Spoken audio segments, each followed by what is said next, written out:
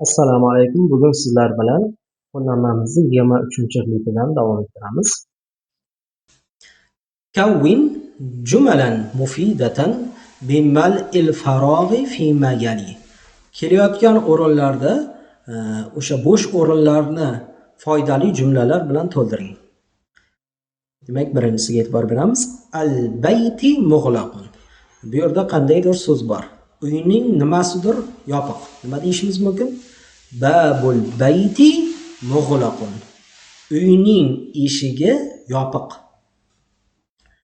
Ikkinchisi, ayna. Keyin bu yerda as-sayyarati so'zi bor ekan.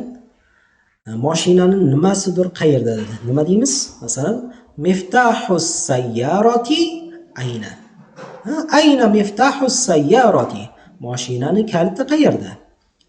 Bintul mudarrisi. O'qituvchining qizi. Baytul mudarrisi. O'qituvchining uyi deyilgan ekan. Bu yerda nima deymiz? Masalan, uzoq deyishimiz mumkin, yaqin, katta yoki boshqa sifatlarda aytishimiz mumkin.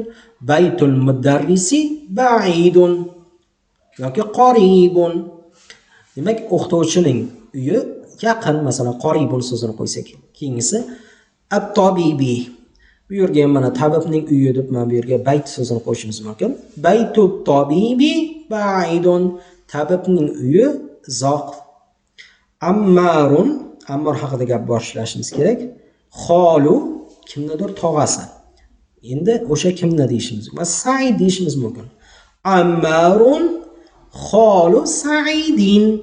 Ammor Saidning tog'asi. Demak, muzofin ilay in bo'ldi, Saidin. Keyingisi Xadijatu, Xadija deb gap boshlabdi. Bu yerda Hamidin bor ekan.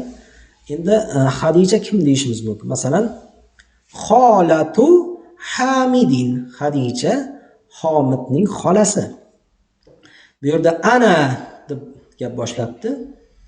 Masalan, mudarris so'zi bor ekan. Mudarrisni kim deymiz? Masalan, ana ibnul mudarrisi. Men o'qituvchining o'g'liman deyishimiz mumkin. Bu yerda at-talibi maksurun. Demak, talabani nimasidir singan deyishimiz kerak. Masalan, qalamut talibi maksurun. Talabaning qalami singan. Bu yerda babun so'zi bor ekan.